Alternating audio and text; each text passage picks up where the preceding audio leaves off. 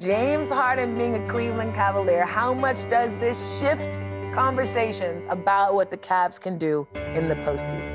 I think it opens up their offense, obviously. I mean, James is a master at controlling an offense, getting people involved. I mean, you see it tonight, 7 guys in double figures for them. I know it's a blowout game, and I know, they've only played a few games together, maybe 4 now, since the trade, but he just does so many good things on the offensive end. I love what it looks like on paper. Yeah. But Cleveland has struggled as a team in the playoffs, and James has struggled individually in the playoffs. Getting Max back, I think, will help at some point because you're going to need spacing with those guys, but we need to see it in the playoffs, and that's the only thing I would say from Cleveland. We want to see it. We need to see it in the playoffs. We all know those teams that dominate the regular season, and you get in the playoffs, and there's teams that sit in the 6 and 7 seed saying, we want those guys. So we need to see it in the playoffs from Cleveland. That's the only thing I would say. When Cleveland decided to take a chance on James Harden, it wasn't just another routine in-season trade, because when you add a player with his resume, you're not chasing entertainment, you're chasing control in big games. But along with the talent comes the question that has followed him throughout his career. Can he deliver when it matters most, especially for a team that has already knocked on the door and is trying to take the next step?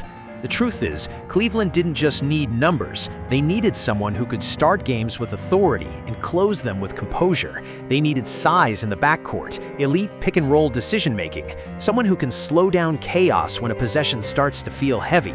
Take a look at this. Right in front of us, Harden now, leaned on by Hardaway. James Harden goes to work, step back, back down, nothing called, but Harden buries the 3, and we're tied at 117. Late game possession, defense pressing high, and Harden doesn't rush. He waits, manipulates the screen, creates just enough separation, and punishes the defense. That kind of patience changes the outcome of tight games. Of course, the trade raised eyebrows. Giving up a young piece for a 36-year-old veteran sounds risky at first glance, but sometimes it's not about age. It's about recognizing that your roster is ready to compete right now. And in that context, experience isn't a small detail, it's an advantage. So the real question isn't who James Harden was in the past, it's who he can become within this specific project in Cleveland. Is this the missing fit? Is this the opportunity to turn narrative into legacy? Because one thing is certain, when you place a player of that caliber on a team with real ambition, something big might be about to happen. Before we continue, please leave a like and subscribe to the channel to help us grow, and don't forget to turn on notifications so you don't miss any videos. When the trade happened and James Harden arrived in Cleveland, the first thing that crossed most people's minds wasn't the stat sheet, it was the playoffs. Fair or not, that's the shadow that has followed him for years. The elimination games, the Game 7s, the stretches where the box score didn't match the expectations. And now, stepping into a new situation with a franchise that clearly wants to win now, that narrative feels louder than ever. Because in a market like Cleveland, where the standard has already been championship level in the past, there's no room for slow starts or quiet fourth quarters. This isn't about whether Harden can still score 25 on any given night. It's about timing. It's about presence. In a team with real ambition, the margins are razor thin. You can't drift through the first half trying to find rhythm, and you definitely can't disappear when the game tightens in the final minutes. Every possession in April and May carries weight, and Cleveland didn't bring him in to be just another option. They brought him in to be a stabilizer when everything speeds up. That's what the Cavaliers were missing in those defining playoff moments: control. Someone who could slow the pace, read the defense, and dictate the terms instead of reacting. Harden has made a career out of manipulating defenders, drawing fouls at the perfect time, and turning chaotic possessions into calculated advantages. The question isn't whether he has the skill, it's whether he can channel that skill when the pressure is suffocating and the season is on the line. Cleveland needed someone who understands the emotional weight of those moments because he's lived them, the highs and the failures. They needed someone who doesn't flinch when the arena gets quiet before a decisive possession. In this new chapter, it's not just about rewriting a narrative, it's about embracing it. And if Harden can start games with authority and close them with composure, this move won't just be bold, it might be the missing piece that changes everything. In just his second game as a Cavalier, you could already sense that something felt different. The stat line was impressive: 22 points, 10 rebounds, 7 assists. But it wasn't just about the numbers, it was about presence. It was about how he carried himself throughout the game, how he controlled the tempo, how he seemed completely aware of when to score and when to facilitate. From the opening tip, there was a calm authority to his game that Cleveland had been searching for in tight matchups. But the moment everyone remembers came late. Tie game against Denver, pressure building, the kind of possession that defines whether a night becomes forgettable or meaningful. Take a look at this. From right in front of us, Harden now, leaned on by Hardaway. James Harden goes to work, step back, back down, nothing good, but Harden buries the three, and we're tied at 117. The clock is winding down, the defense is pressing up high, bodies leaning into him, trying to rush the decision. And he doesn't panic, he doesn't over-dribble. One subtle sidestep to create the slightest window, just enough separation. Clean release, net snapping, arena erupting. What made that shot powerful wasn't just the difficulty, it was the timing. It wasn't a random bucket in the second quarter, it was a statement in a pressure moment. For a player whose postseason resume has been dissected for years, hitting a shot like that in a new uniform carries weight. It signals trust, it signals responsibility. It shows that he understands the emotional temperature of a game and isn't afraid to step into it. That possession wasn't only crucial to securing the win, it was symbolic. It felt like Harden telling Cleveland, I know why I'm here. Not just to score, not just to put up numbers, but to steady the team when everything tightens. In that one sequence, he showed exactly what this roster needs in decisive moments: patience, control, and the confidence to take and make the shot when it matters most. Of course, the trade itself looked risky at first glance. Cleveland moved on from Darius Garland, one of the central pillars of their recent rebuild, to bring in a 36-year-old point guard. For many fans and analysts, it felt like a gamble, maybe even a desperate one. Garland wasn't just a solid contributor, he was homegrown, developed within the system, and deeply connected to the team's identity over the past few seasons. Letting go of that kind of piece is never a small decision. Offensively, Garland brought real value. He could create his own shot, stretch the floor, and had built noticeable chemistry with Donovan Mitchell. At their best, the two could explode for scoring runs that overwhelmed opponents. And physically, Garland was still in his prime. On paper, it's easy to argue that you stick with youth, continuity, and upside. That's usually the safer long-term play. But internally, the numbers painted a more layered picture. There were stretches where the team's net rating improved without him on the floor. Defensively, certain lineups showed more resistance, more balance, especially in high-pressure matchups. It wasn't about diminishing Garland's talent, it was about fit and sustainability. Add in the reality of recurring injuries affecting availability, and the front office had to confront a difficult question. Could they rely on that core to carry them deep into May and June? So while the move shocked many from the outside, it wasn't impulsive, it was calculated. Cleveland wasn't simply trading talent for name recognition, they were recalibrating their structure. Sometimes evolution means parting with something good in pursuit of something that fits better. And whether it ultimately pays off or not, the decision reflected a franchise willing to prioritize playoff viability over comfort. Beyond the individual talent, there was a structural issue Cleveland could no longer ignore: the size of the backcourt.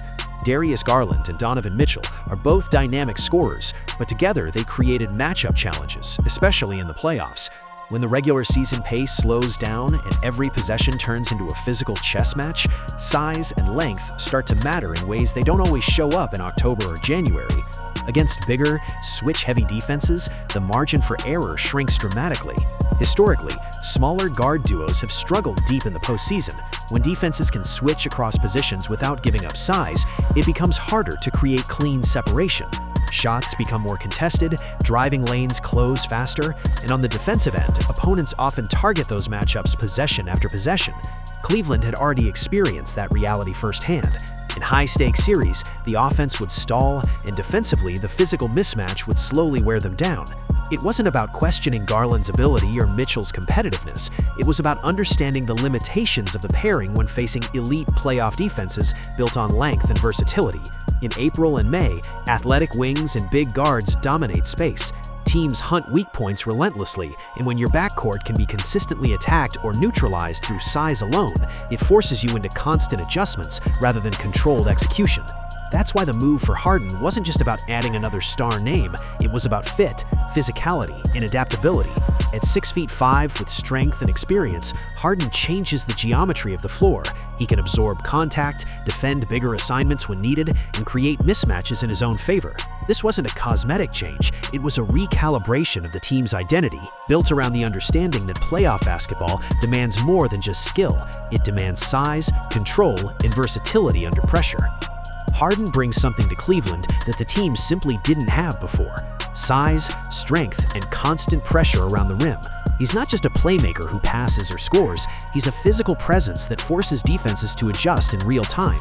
When he drives, he absorbs contact, draws fouls, and makes defenders think twice before committing. That kind of impact can't always be captured on a stat sheet, but it changes the flow of the game instantly. It's not just about creating opportunities for himself, it's about how his presence reshapes the entire defense. Opponents can't collapse on the paint without consequences, and rotations have to be sharper because one wrong move against Harden can lead to easy points or open shooters. He forces attention simply by being on the floor, and that kind of influence spreads to everyone around him. On the defensive end, his physicality carries weight as well. Harden can contest drives, fight through screens, and hold his own against bigger guards or wings. He can stick on switches without immediately creating mismatches, something Garland and Mitchell struggled with against certain lineups. The mere possibility of him engaging in a pick and roll changes how the other team approaches the possession. In short, Harden isn't just a point guard or scorer. He's a presence, a body that commands attention, dictates matchups, and controls pace in ways that go far beyond points, rebounds, or assists. Cleveland doesn't just gain production with him, they gain stability, toughness, and a new identity on both ends of the floor. Offensively, Harden's impact in the pick and roll was immediate and unmistakable. Take a look at this. Into Mobley, picked off by Harden. James Harden on the run. Harden alley-oop. Oh, my! How did James even see Donovan, as Donovan never gave up? But oh, mercy. I thought James was going to shoot a nice little layup there, and he timed that. High screen set, defender hesitates, unsure whether to drop back or protect the rim, and Harden freezes the action just long enough to read the entire defense.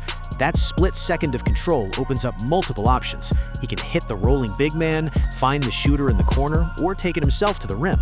His decision-making is surgical, and every choice feels deliberate rather than rushed. What makes it even more impressive is how this changes the rhythm of Cleveland's offense.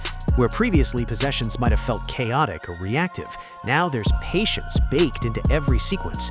Teammates start to flow naturally, spacing adjusts on the fly, and the floor opens up because defenders can't predict what Harden will do next. It's a subtle transformation that completely alters how the Cavaliers execute their sets. Harden doesn't just create for himself, he elevates everyone around him. Pick and roll actions become multi-dimensional threats, and suddenly Cleveland isn't just looking to outscore teams through isolation plays. The offense now forces defenses to commit early, make choices under pressure, and constantly adjust on the fly. That kind of control turns previously ordinary possessions into potential momentum-shifting moments. In essence, what Harden brings is more than skill or scoring, it's a cerebral presence. The team's attack becomes more measured, intentional, and dangerous. Explosiveness is still there, but it's paired with precision. Every pick and roll now carries weight, and defenses feel the strain of making the wrong decision at the worst possible time. Cleveland's offense isn't just fast, it's smart, disciplined, and orchestrated by one of the game's most experienced minds. There's another crucial detail. Harden's presence completely changes how defenses approach Donovan Mitchell. Aggressive double teams are no longer simple or risk-free because Harden punishes any slow rotations or mistakes immediately. Take a look at this. It was Harden who got a hand up back on the Cavs with his early 6-2 lead. Harden's on the run, chased by Thompson. Stopped, fired, and delivers. The defense collapses on Mitchell, but Harden reads it perfectly, slipping the ball to an open man or attacking the rim himself. That kind of threat forces defenders to hesitate, creating space where there previously was none. The ripple effect on the floor is huge. Mitchell suddenly has more breathing room, more angles to attack, and the confidence to push off the dribble without immediately being crowded by help defenders. Plays that once required skillful improvisation now unfold with structure because the defense is preoccupied with balancing attention between two elite threats. It's no longer just about what Mitchell can do individually, it's about how the team stretches the floor collectively. This shift doesn't just help in half-court sets, in transition or late clock scenarios. Defenses have to respect both Harden and Mitchell simultaneously.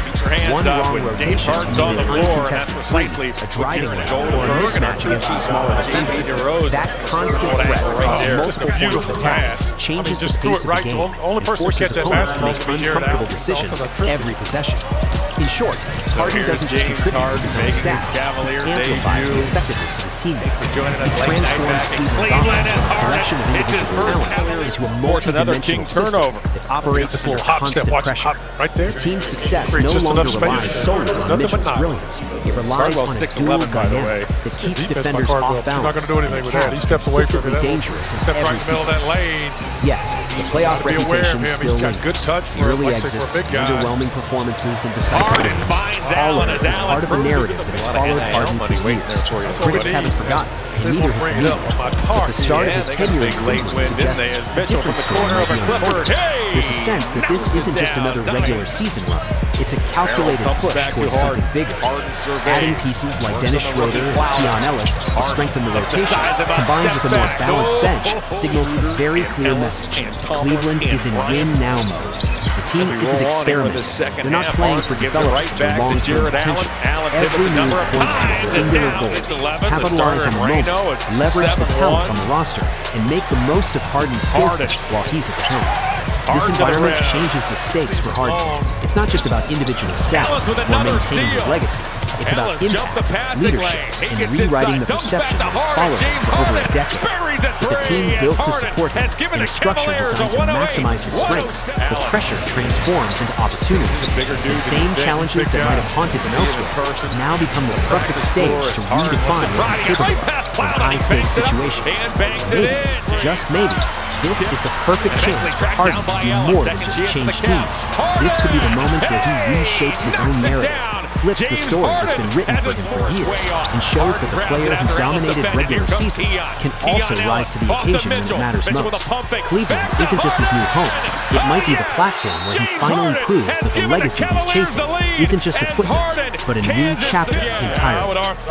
Hey, if you enjoyed this documentary about James Harden and the Cleveland Cavaliers, leave a like, subscribe, and share the video with more people. That way YouTube knows you liked it and can show it to a wider audience. These videos, especially the long ones, take a lot of time to make, and your support is really important to help us grow.